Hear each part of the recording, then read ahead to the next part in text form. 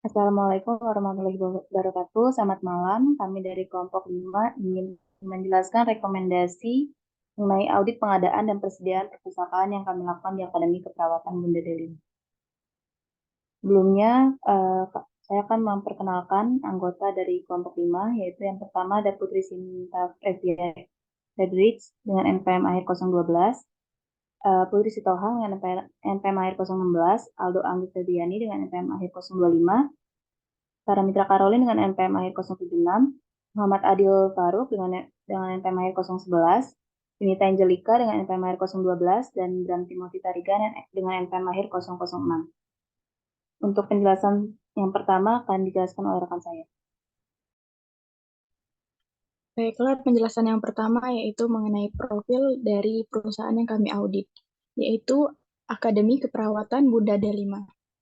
Akademi Keperawatan Bunda D5 merupakan penyelenggara pendidikan swasta yang didirikan pada tanggal 21 Agustus 1994 oleh Yayasan Pendidikan Tenaga Kesehatan Akademi Keperawatan Dunia D5 Bandar Lampung berdasarkan izin Menteri Kesehatan Republik Indonesia nomor 0.06.1.1.34.30 tanggal 12 Agustus 1994.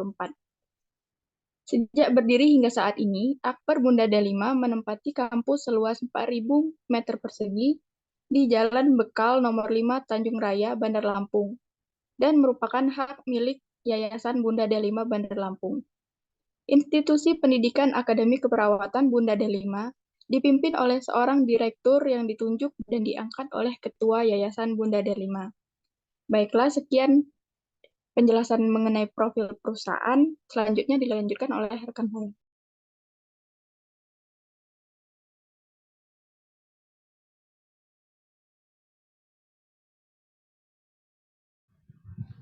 Selanjutnya yaitu visi dan misi Yayasan Pendidikan Akademi Keperawatan Bunda Delima.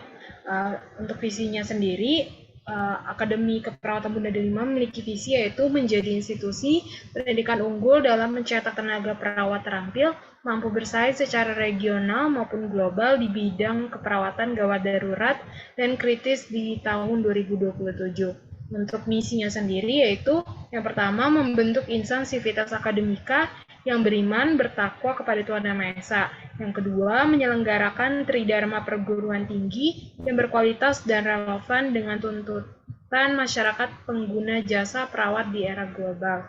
Yang ketiga, mencetak lulusan perawat terampil yang mampu melakukan asuhan keperawatan, pemenuhan kebutuhan fisik, psikososial, spiritual, dan jiwa di ruang gawat darurat, rawat inap, dan intensive care unit. Yang keempat, mencetak lulusan perawat yang berkarakter care empati dan altruistik.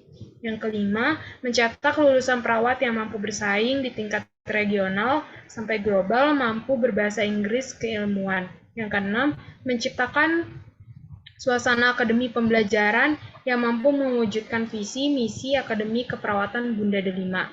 Dan yang ketujuh, menyelenggarakan pengelolaan pendidikan yang profesional, transparan, dan akuntabel.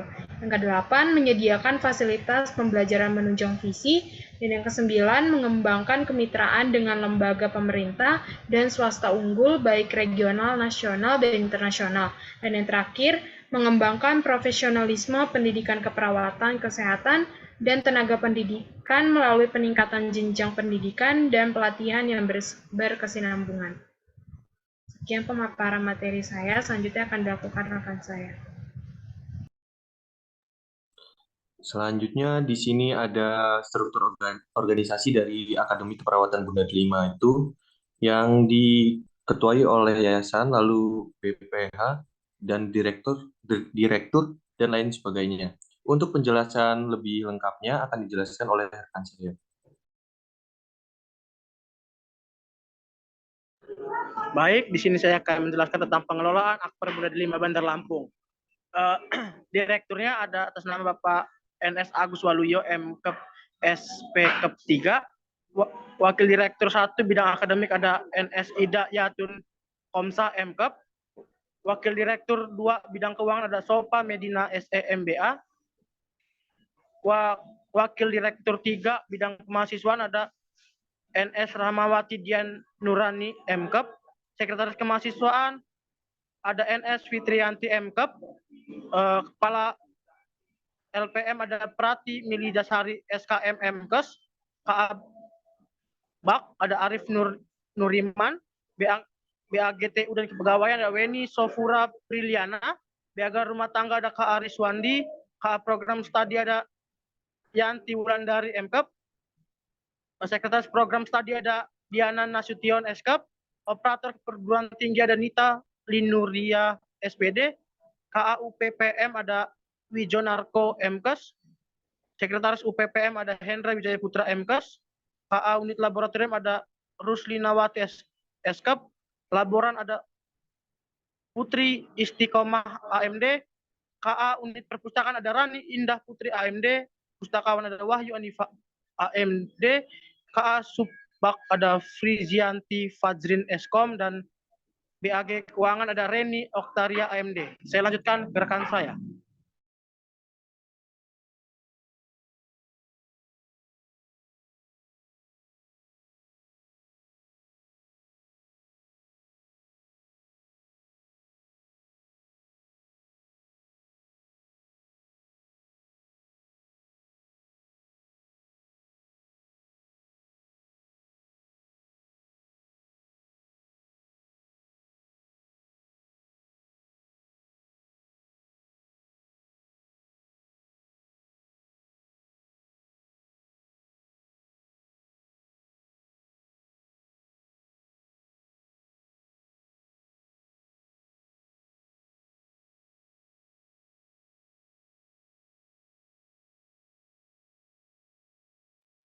Untuk selanjutnya yaitu mengenai rekomendasi. Berdasarkan hasil analisis dari daftar pertanyaan dan audit yang telah dilakukan sebelumnya, dapat disimpulkan rekomendasi untuk Perpustakaan Akademi Keperawatan Bunda Delima sebagai berikut. Yang pertama yaitu implementasikan sistem keamanan elektronik. Perpustakaan harus mempertimbangkan pemasangan sistem keamanan elektronik seperti detektor pencurian atau sensor radio frequency identification pada bahan pustaka yang berharga atau yang rentan hilang. Yang kedua yaitu eksplorasi teknologi pengawasan. Dengan mempertimbangkan penggunaan teknologi pengawasan seperti kamera CCTV untuk memantau aktivitas di area perpustakaan. Hal ini dapat membantu meminimalkan risiko kehilangan atau kerusakan bahan pustaka dengan merekam kegiatan peminjaman dan pengembalian. Yang ketiga yaitu mengimplementasikan sistem pemantauan keamanan. Perpustakaan dapat mempertimbangkan penggunaan sistem pemantauan keamanan yang memungkinkan petugas perpustakaan untuk memeriksa tas atau barang bawaan pengunjung sebelum mereka meninggalkan area perpustakaan.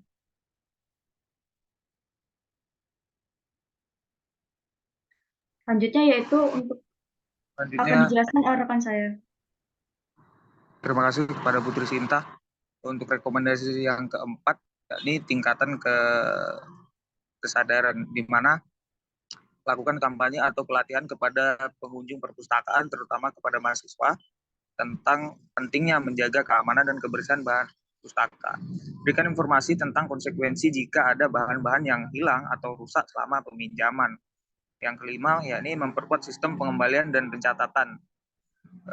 Untuk dilakukan lebih lagi, memperbaiki prosedur pengembalian bahan pustaka untuk memastikan bahwa setiap peminjam harus melalui proses pengembalian yang jelas dan terdokumentasi dengan baik.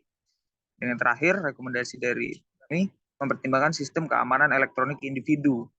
Selain sistem keamanan, juga perlu pada area perpustakaan secara keseluruhan itu, perpustakaan juga dapat mempertimbangkan penggunaan tanda pustaka elektronik individual yang dapat dilampirkan pada setiap buku.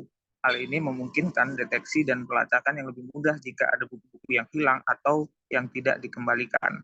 Diharapkan dalam menerapkan rekomendasi ini, perpustakaan dapat meningkatkan keamanan dan pengelolaan bahan pustaka selama peminjaman serta mengurangi risiko kehilangan atau kerusakan. Selanjutnya saya kembalikan ke moderator.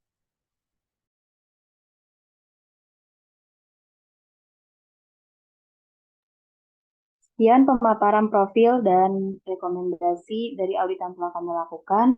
Yang lebihnya mohon maaf. Wassalamualaikum warahmatullahi wabarakatuh dan selamat malam.